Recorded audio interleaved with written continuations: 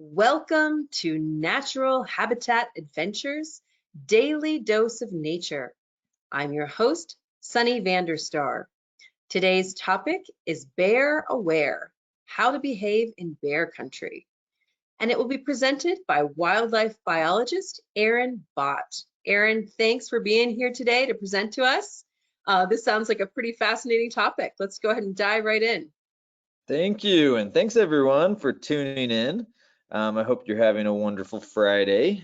Today's topic should be informative, especially if you live in bear country or are thinking of recreating in bear country.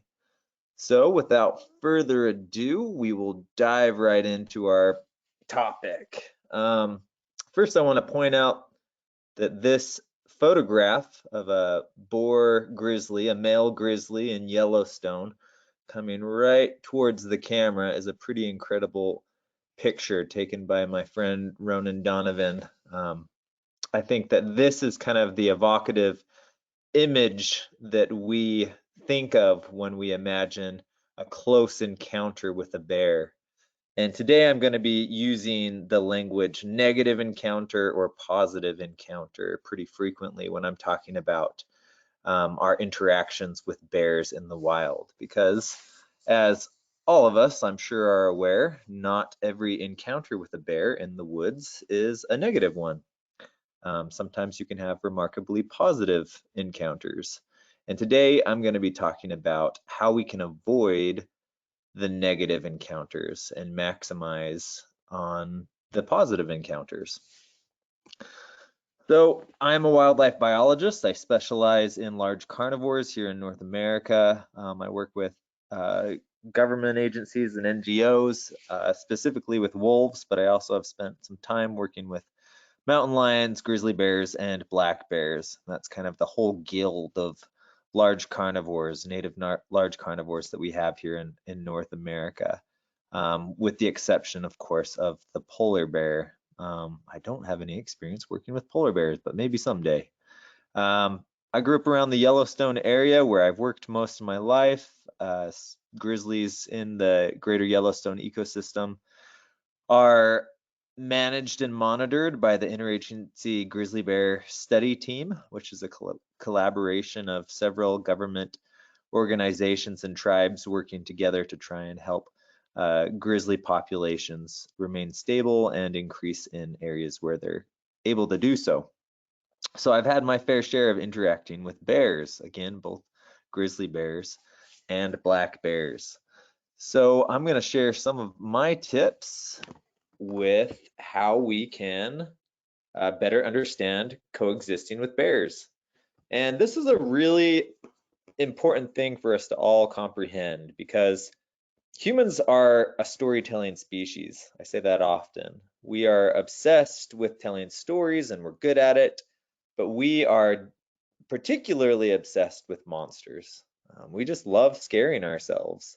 And very often we focus on monsters or threats that are the least unlikely to occur, rather than focusing on the ones that are more likely to occur, such as the likelihood of someone getting in a car crash on your commute to work versus the likelihood of getting eaten by a shark when you're swimming in the ocean. That is to say that the fear of being attacked by a wild animal is not unjustified. In fact, as we as a species have co-evolved with wild predators, wild animals all across the world, we have some inherited fear of negative interactions with these large carnivores, just as they have inherited generational fears of interacting with us, because humans kill animals and animals sometimes kill humans, or at least they used to more often than they do today. And large carnivores and their threat to human safety is often overplayed and sensationalized in multimedias. That doesn't mean that large carnivores are safe.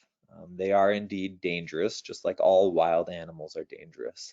And so to begin, I think it's very important for us to recognize that if we want to coexist with these large carnivores and mitigate any conflicts, we need to be proactive in trying to understand how we can reduce any conflicts from happening. We have to up our game and be more tolerant, but also more cautious when we overlap with the ranges of large carnivores.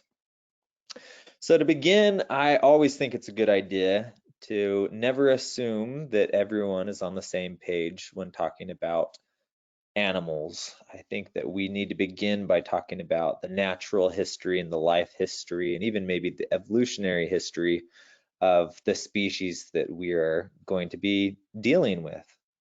So let's get started in some background. There are 8 different bear species scattered across the world, and many of us are tuning in from North America.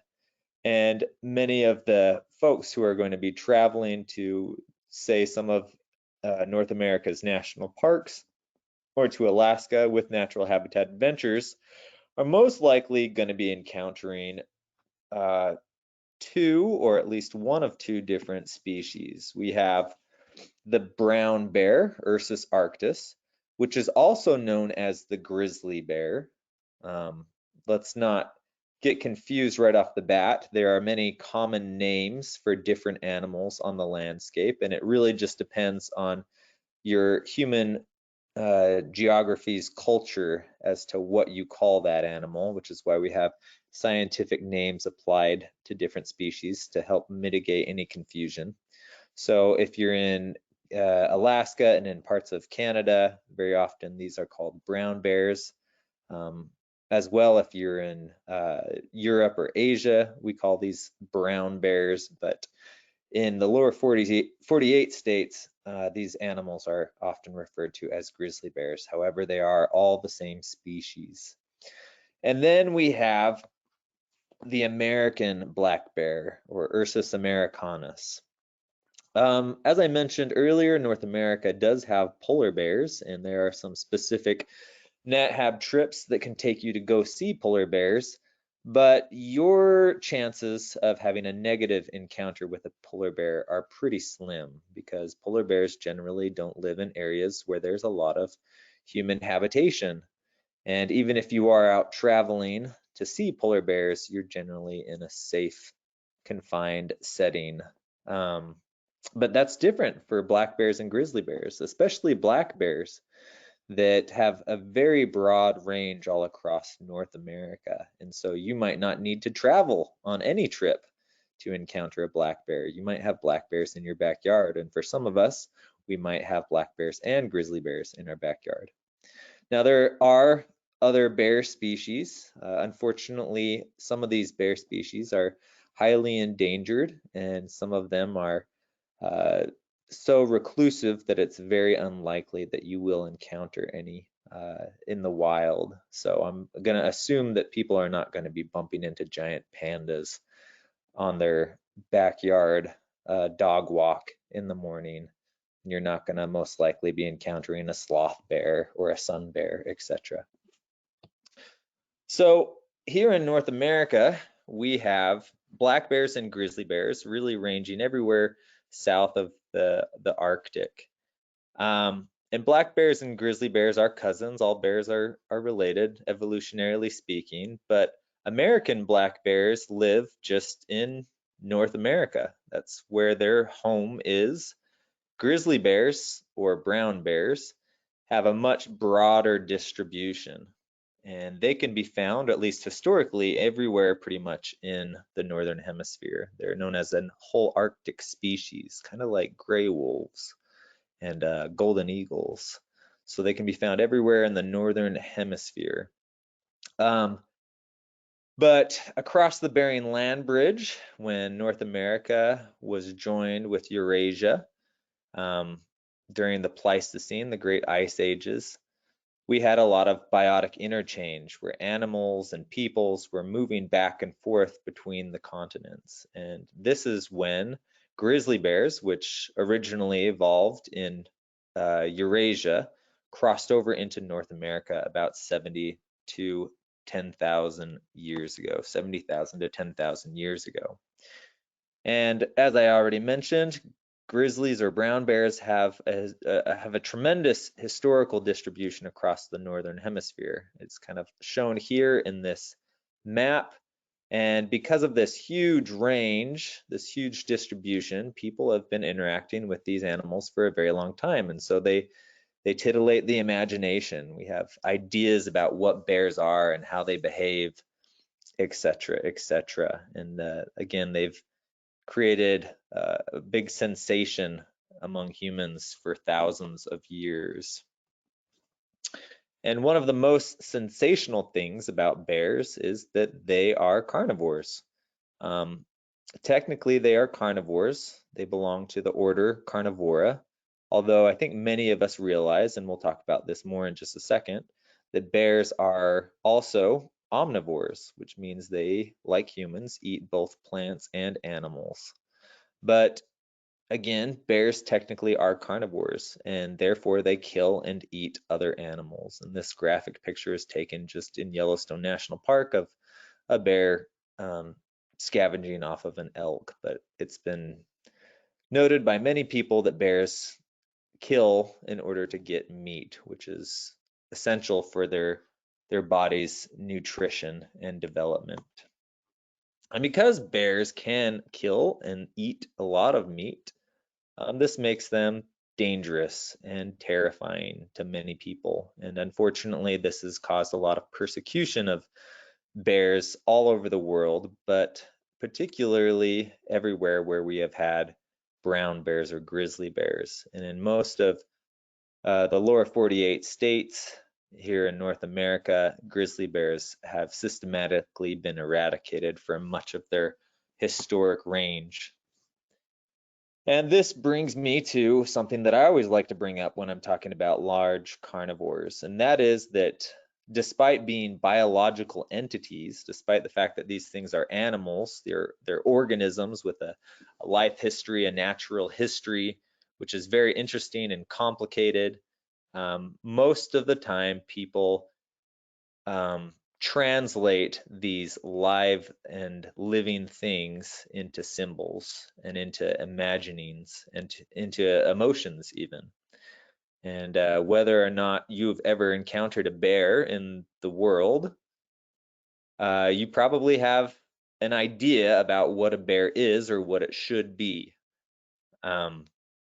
And I think that this is really important because oftentimes the symbols, the stories, our imaginings of what these animals are oversimplified, to say the least, what the animal actually is. And we have to be careful that when we go into bear country, we are going to try and leave behind the narratives that we're most familiar with. We're going to leave behind the symbols and the emotions, and we're going to recognize what this animal is and what it could possibly do. And by doing that, by trying to recognize and live with the real animal, hopefully we will be safer for it. And I think that this goes both ways because some people are absolutely terrified of bears, just unreasonably terrified of bears because of the emotions and the symbolism that they've kind of lumped on the back of bears. But the opposite side of the spectrum is also true. Some people are just overly fond of bears and they think that they cannot do any wrong. And because they are so wonderful, they are therefore not dangerous. When in reality, the truth is in the middle. Bears are magnificent animals and they are also dangerous, and we have to respect them, I think is the bottom line. We have to respect the animals. Well, if you are traveling to or recreating or living in bear country here in North America, one thing you need to understand is that grizzly bears and black bears are different. And I hope I kind of briefly touched on that for your own understanding when I was talking about the evolutionary history in the transmigration of bears across the northern hemisphere. But black bears, or the American black bear, they historically lived in very dense forests, and so they have a different kind of reaction to danger than a grizzly bear does. Black bears have a flight or fight response that reflects their environment, and grizzly bears do as well. So black bears, having evolved mostly in forests, have short, almost cat-like claws, which means that if they are confronted by a dangerous situation, they generally will retreat. Not always, but generally. Whereas grizzly bears have the well-earned reputation and an accurate reputation of being extremely aggressive. And this is because grizzlies have most probably evolved out in wide open plains and in tundra fields where they use their long badger-like claws to dig up roots and tubers to consume. And where grizzly bears evolved in a landscape where if they were confronted by something dangerous, they did not have the opportunity to fly. And so they more often than not will act aggressively. They will fight rather than fly any kind of conflict. And so this, I think, is really important in understanding why these two animals might behave differently under different circumstances. And also, it's important to recognize that we need to be able to identify what kind of animal we are encountering in the forest. Even before it becomes a positive or a negative experience, we need to understand what it is that we're dealing with. To help grizzly bears dig up those tubers and those roots and dig up rodent dens, they have a tremendous knot of muscle up on their shoulders, which is usually a pretty good indicator of identifying a grizzly when you come across one, but it's not always a guarantee, because sometimes the profile of the bears and what they're doing, or the distance at which you see them or observe them, might not be in a position that is flattering to identify this physical characteristic. Likewise, the face shape can be different. You have generally a more pointed muzzle with a black bear. I was always taught that a black bear looks like a light bulb that's been tipped over on its side, because they have this very prominent rump and it kind of tapers off at the nose, whereas grizzly bears have a dish-shaped face and this tremendous knot of muscle up on their shoulders. And it's true that these are really good clues to help you identify what kind of animal you're working with or looking at. But again, it's not always a guarantee, just depending on the foliage and just how clearly you can see the animal. Some people might be wondering why I haven't just said, it should be easy to determine a black bear from a grizzly bear, because black bears are black and grizzly bears are brown. But that is also inaccurate. That's why we call the American black bear Ursus americanus in the scientific jargon, which just means the American bear, because not all black bears are black. Very many of them are cinnamon colored or blonde, and it can be confusing to know what kind of bear you're looking at, especially if it's at a distance. And grizzly bears also have a great range in coloration. Most of them are this kind of silvery brown grizzled color, which is why they have the name grizzly bear. But there are some pretty dark morphs of grizzly bears as well. So they can be dark in coloration, and there's just a lot of overlap in the colors between black bears and grizzly bears. So that's not a great indicator. Size is also not a good indicator. In Yellowstone, most of our grizzly bears range between 300 and 600 pounds. Black bears in some areas easily overlap that range, where black bears can be over 500 pounds in certain locations. Everything is specific to their environment and to their diet. Plus, there's variation in age, right? You can have a young grizzly bear and you can have a mature black bear, and their sizes are going to overlap. The most easy and trustworthy way of identifying the two species is the claws. You have 4-inch long claws on a grizzly bear, that's as long as your fingers. You have short 1 to 2 inch long black bear claws on a black bear. And Now, this is not something you want to depend on when you're trying to identify your species, because if you can see its claws, you're way too close for comfort. But if you're looking at tracks, tracks are a pretty good indicator of which species is which. If you're on the trail and you come across bear tracks and you think, boy, what is that in front of me? Is it a black bear? Is it a grizzly bear? Also, the toe line has more of an arc on a black bear than on a grizzly bear. And this is all information that you can get whenever you're traveling to areas where these two bear species do overlap. And that kind of brings me to my next obvious that we should all be paying attention to, and that is the range in the distribution of these bears. So grizzly bears / brown bears, I'm going to call them grizzly bears for the remainder of this presentation. They have the most broad distribution of any bear species in the world. So historically, bears could be found, brown bears / grizzly bears could be found in Europe and in Asia, down through Mongolia, through Scandinavia, through Italy, and in some places there still are grizzly bears in these locations. But they are not the most numerous bear species on the planet. The most numerous bear species is the American black bear. It's estimated that we probably have 400,000 black bears in Canada. We probably have 100,000 black bears in Alaska, and probably 300,000 black bears in the contiguous United States. So a tremendous amount of black bears. They're very common. And this map kind of shows their general distribution and their range. So if you see your state or province here on this map, and if it is shaded in red, recognize that you have black bears in your neighborhood, in your backyard, in your mountains, and in your forests, and you need to be bear aware. And some people might not have realized that they had black bears, but living so close to them, but please pay attention. And if you're planning on traveling somewhere to a relative's house or a friend's house, or on a natural habitat adventure expedition, and you see that the destination is shaded in red, realize that black bears inhabit that area. And so you need to prepare to recreate appropriately. Grizzly bears, sadly, have a greatly diminished historical range.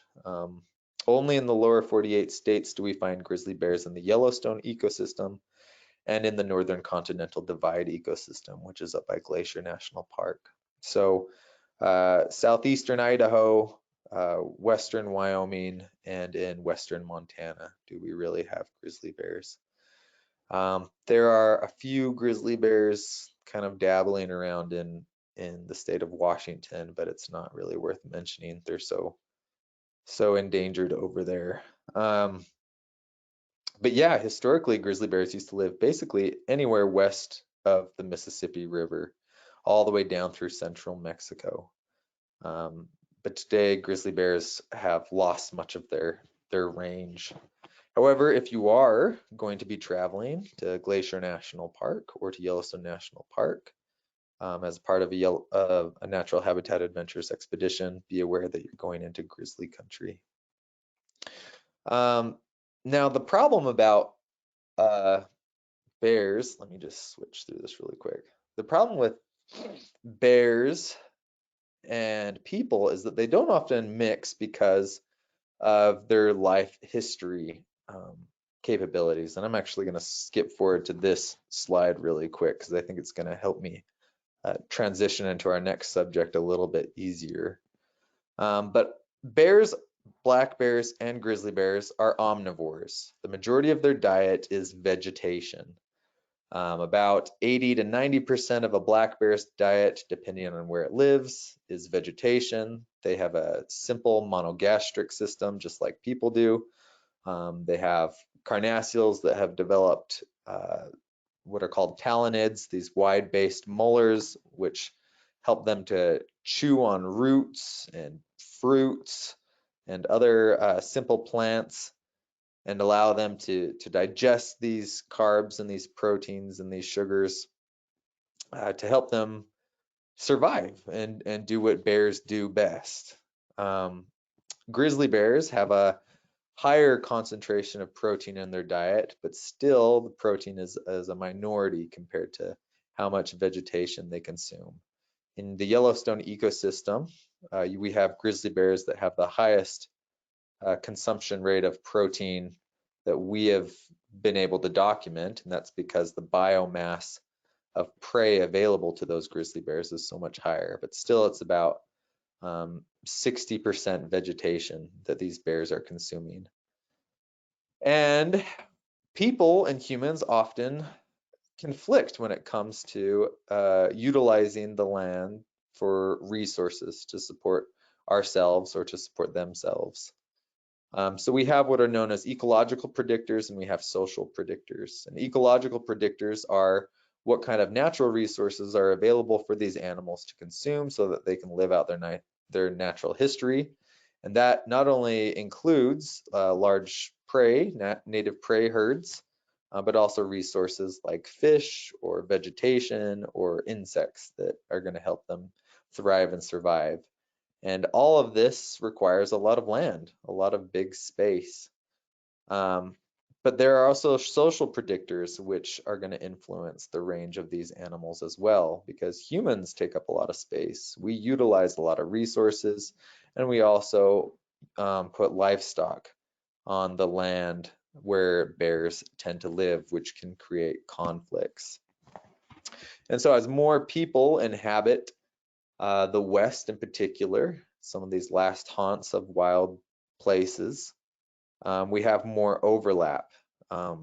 Grizzly bears are recovering through the Yellowstone ecosystem, through the Continental Divide ecosystem. Black bears are doing great.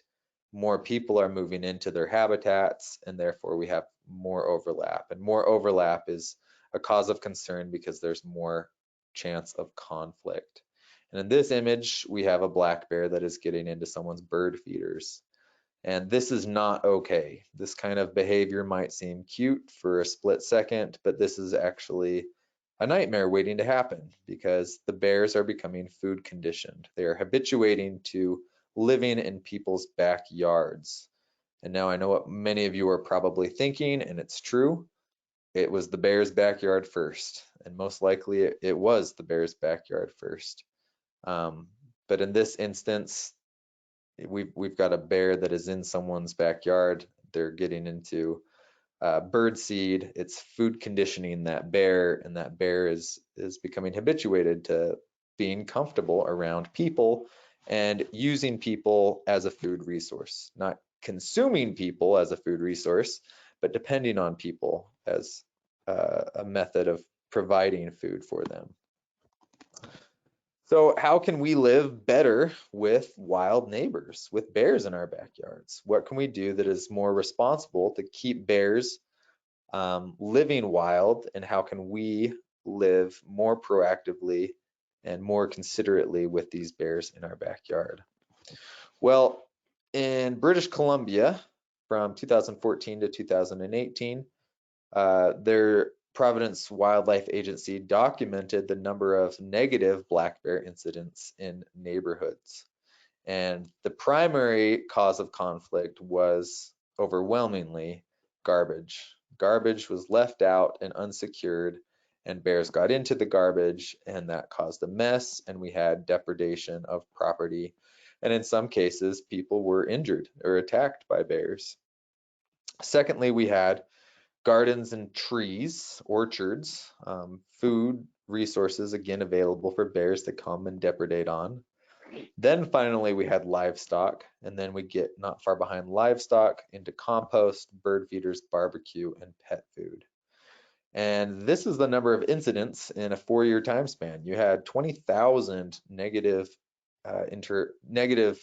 interactions with bears based off of people leaving their garbage unsecured in their neighborhoods.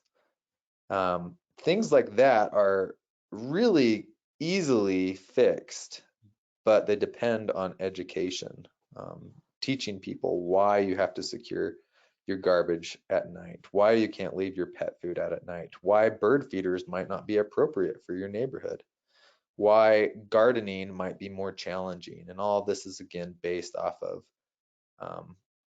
off of education and experience, and people as they move into certain areas where they're unfamiliar with living with black bears in their previous residential location, and now they're moving into a location where there are bears. Yeah, it takes a learning curve to try and adapt to the environment most appropriately. So here are the top recommendations that we have for anyone who is living with bears in your neighborhood. One, you should be keeping your pets inside, especially at night. That's what that really means there. You shouldn't leave your pets outside at night because they can attract bears and cause a ruckus. They can be killed by bears, and that is never a good thing. We should also be locking our garbages up at night and even during the day. Bears are not nocturnal. They kind of live opportunistically. Usually they're crepuscular. That means they're pretty active in the mornings and at dusk. So it's important to secure your garbage. Keep it inside your garage until garbage day comes, or you might live in a location where you have specially designed garbage cans that lock so that bears cannot break into your garbage cans and get at your food. Child supervision is something that we really need to take seriously. When it comes to living with wild animals, I've got 4 kids. I work with large carnivores, and we cannot afford in our society to have tragedies like children being attacked by bears, by large carnivores. We just cannot have any room for tolerance of that possibility. And so that means that in areas where we coexist with bears, we need to supervise our children more closely than in areas without bears. Fortifying your gardens. If you're going to have a garden, if you're going to have an orchard, then you need to take proactive measures to secure it from bears. And this usually means installing electrified fencing, which works very well, especially with grizzly bears. You'll have to install electrified fencing around your gardens to keep bears away. And we all like watching birds and putting out bird feeders, but bears love bird feeders even more than you do because they can get at them and they can become spoiled by consuming all those tasty seeds. So we might just have to realize that bird feeders are not a good idea wherever we have bears. And carrying a bear deterrent, such as bear spray, might become the norm as you go on a morning hike, leaving outside your house, or traveling. Again, in bear country, you just have to carry your deterrent with you at all times. That just has to become the norm. Since grizzlies were listed as a threatened species in 1975, we have learned a lot about how to improve coexistence with bears. And the number one thing that has helped the grizzly bear population rebound in the lower 48 states is the amount of effort the public has put into coexisting more safely with bears. Because whenever a bear and a human come across one another, historically it always ended negatively.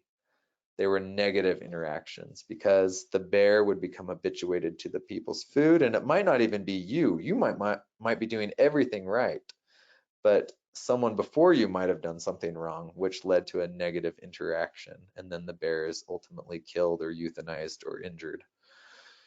And sometimes the people are too. The people are killed or injured.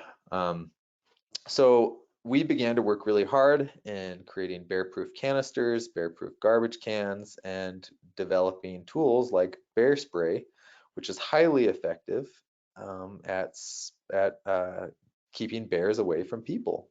And since we've been able to do this, really in the 1980s is when this kind of took off, in the early 1990s as well, the bear populations in the lower 48 states have grown significantly. We have to reduce conflicts before they happen. But unfortunately, the reality is that no matter how proactive you are, conflicts are still bound to happen. You could be doing everything right, but your neighbor down the street might not be doing anything right. Or, as I already explained, unfortunately, you might be the unlucky camper that has a negative interaction with a bear, not because you did something wrong, but because the people using the campground before you did everything wrong. This is a black bear that I had to capture. Unfortunately, this was not euthanized, but black bears and grizzly bears are often caught misbehaving, if you will, because people misbehaved first. And we need to reduce this kind of thing from happening. One of the big misconceptions that I deal with the public all the time is, well, why don't you just relocate the animal? Why can't you just put it somewhere else? Why do you have to euthanize animals? Well, the problem with bears is they're extremely intelligent and they are long-lived. They can live up to 30 years in the wild. And where on earth are you going to put an animal that is food conditioned and is habituated to people where it's not going to come back and get into trouble somewhere else? Because there's nowhere in the lower 48 states, there's nowhere in the lower 48 states that is wild enough and remote enough that you can put an animal and not have it come straight back into someone else's backyard or picnic area. The most remote area in the lower 48 states is the Yellowstone Thoroughfare, and that's 20 miles from a road. A human can walk there to a road from the wilderness area in a day, and bears have nothing else to do but walk. And so again, relocation is unfortunately just not an option for many of our problem scenarios, because frankly, people are everywhere. So we need to, again, be proactive in making sure that conflicts don't happen to begin with. And this means that sometimes we have to think differently. We have to behave differently. I was involved in this incident 2 years ago. Trail runner attacked by a mother bear while he was visiting from a non-bear state in Yellowstone country, and he was running by himself really early in the morning because that's just what he did. I mean, it's not that he did anything particularly wrong, except for he wasn't educated. And if he had been educated, he should have known that you don't go running in grizzly bear country, especially not alone. So can we live with bears? Absolutely. But we have to understand the reality of what living with bears is like and what level of risk are we okay with. We have to ask ourselves, should I be doing this certain activity? Should I be mountain biking in grizzly bear habitat? Should I be trail running in grizzly bear habitat? And if you ask me, I would say no, because the risk is too high. But if some people insist on doing it, then they have to accept the reality, which is I might, moving very quickly and quietly on a trail, I might have a negative encounter with a bear and I could be killed because of this. And this happens, I don't want to say frequently, but it happens predictably whenever people are taking part in risky behavior in bear country. If you want to be a trail runner, that's great. If you want to be a trail runner in grizzly bear habitat, it's discouraged. And yet if you insist on doing it, you have to realize that you might be killed by a bear that you surprise. So what could you do? What can you do as a recreationist? How can you still have fun and be safe? Well, the first thing I always recommend is people need to carry bear spray. Bear spray is just a high concentration of pepper spray. It's a capsaicin, it's oil-based. It has a lot of, in a high pressurized canister. It squirts 30 to 40 feet, makes a big cloud, and basically that just, it irritates everything and anything. It works on more than just bears. It works on moose. It works on people. But bear spray is an exceptional tool, and it's much better than a firearm because you have a broader range. You don't have to have accuracy. You just have to point it in the right direction. This is probably the best thing you can do, is never startle a bear, and the best way to do it is by hiking in a group. If you have a group of 3 or more people, you're going to be talking, you're going to be making noise. Bears are going to avoid people. They're always going to avoid people because people are dangerous to bears. So what we're trying to do is we're trying to not surprise a bear. And when you hike in a group, There's safety in numbers, and also you're going to be making noise, and bears are going to be moving away from you. When you contrast that with, say, trail running or mountain biking, you're moving quickly and quietly, and the bear doesn't have time to hear you coming. Make noise. If you do have to go out by yourself, sing, yell, clap your hands. Bear bells are a gimmick. They don't really work, so you need to be a lot louder than that. In some places where rangers work remotely and alone, in Alaska and British Columbia, they regularly blast off air horns because you're trying to scare bears when you're working remotely. If you do have an encounter, never run away from a bear. Do not run away from any predator. They're a lot faster than you could ever be. Grizzly and black bears run over 30 miles an hour, which is significantly faster than the fastest humans. So don't run away. It will just encourage a predatory instinct and the bear will attack you. And avoid the dark. Don't go out, especially by yourself, quietly around dusk and dawn and in the nighttime, where you're more likely to encounter active wildlife, active predators who are avoiding the heat of the day and therefore will be more active in the cool evening hours, morning hours, and nighttime hours. Can we coexist? Yes, absolutely. But it takes education.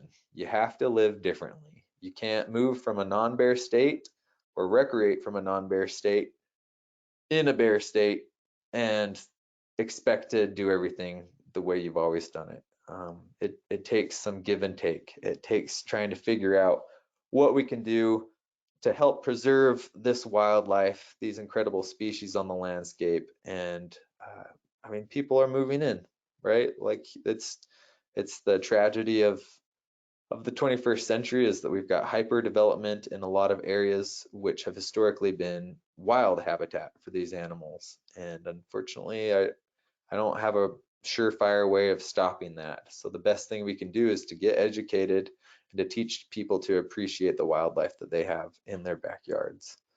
And with that, I will conclude. Aaron, thank you so much. That is great information to have. Before we start the Q&A, I'd like to remind everyone that they can submit questions via the questions field in the control panel. So we've got some great questions to start with. Let's start with this one. Can black and brown bears mate and produce offspring? No, they don't crossbreed. Grizzlies and polar bears do occasionally. It's very rare. But the reason why they can do that is because they are more closely related.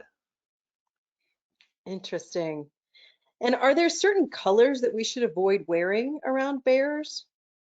Are they No, sensitive to coloring? no, they're not. They have fewer fewer retinal cones than we do, so their color spectrum is probably more similar to that of a dog's, and colors don't necessarily matter. Hmm. And do black bears along the coasts and southern parts of the country have different adaptations, for example, thinner fur to help them deal with these climates?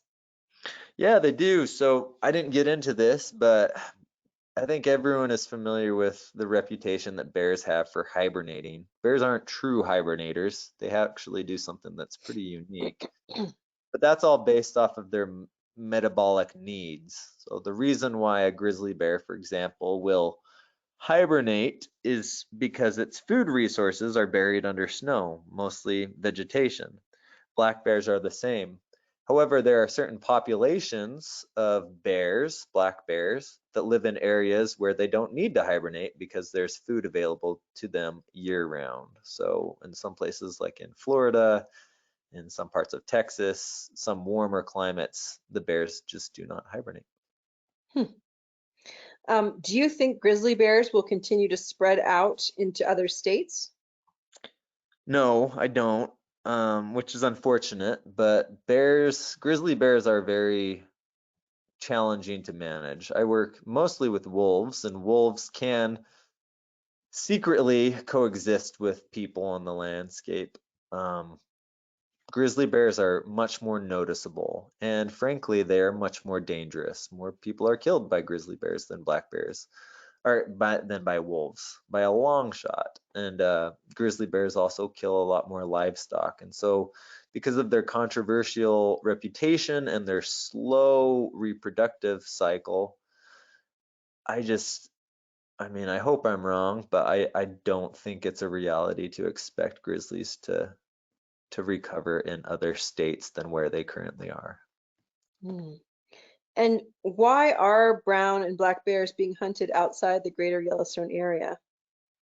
Grizzly bears are not hunted in the Yellowstone ecosystem. They're not hunted anywhere in the lower 48 states. They're protected by the Endangered Species Act as a threatened species. So they're not endangered. There's endangered is like you've got extinct, then you've got endangered, and then you've got threatened, and then you've got recovered. So grizzlies are listed as a threatened species in the lower 48 states only. And arguably, they could be delisted completely. They could have their protection removed because they have reached their carrying capacity. And as a biologist, I actually support the delisting because they have reached their carrying capacity, but they're still protected because it's argued that there's some uncertainty about genetic bottlenecking in the future, which as a biologist, I also recognize is a potential. So it's kind of like, yes, they have recovered, but yes, there could be problems in the future. Hmm. Black bears are so abundant that they are hunted in most states. Their population is just, there's no concern for the black bear population as a whole because they're so abundant. Hmm. Um, what about garbage cans being left outside even if they are locking garbage cans? Would they still attract bears? Yeah, they'll attract bears, but you don't want to reward the bear, right? So bears have tremendous noses, better than a bloodhound's. I mean, they have probably the best noses of any animal in North America for sure, perhaps in the world. They can just smell things from miles and miles away. But the key is to not give them a reward. So if the bear comes for your garbage, it's okay if it gets to your garbage can. You just don't want to reward it by having it break into your garbage can, which is why securing it with a lock is important. Hmm. Um, if you're familiar with an URSAC, is that an effect as effective as a bear canister? I am familiar with it. So bear canisters and URSACs are products that have been tested and approved by the Interagency Grizzly Bear Study Team. So if it's got their approval, then it's guaranteed to work. I'm skeptical of it because the bear might not be able to get into it, but it can still chew on it. And therefore, if I'm on a backpacking trip, yes, my food will be protected from the bear, but after the bear leaves, all of my food might be mashed and crummy and yeah, kind of non-edible, even though the bear didn't get to it. Got it. If you're attacked, is it ever appropriate to fight back, or is it always better to lie down and cover one's head? Good question. I'm glad someone asked that. I should have talked about it. You should fight back, especially if it's a black bear. If it's a black bear, you should try and fight back. Very often, bears do what's called a bluff charge. They run at you, and both species do this. They run at you and they try and get you to run. They're trying to, they're trying to get you to flee. So you should hold your ground, stand, yell, and see if you can get that bear to leave by throwing rocks at it, yelling at it. If you act aggressively towards a black bear, generally the black bear will submit. Grizzly bears, however, take confrontation almost as a challenge. And so it's better to, that's why they say play dead with a bear.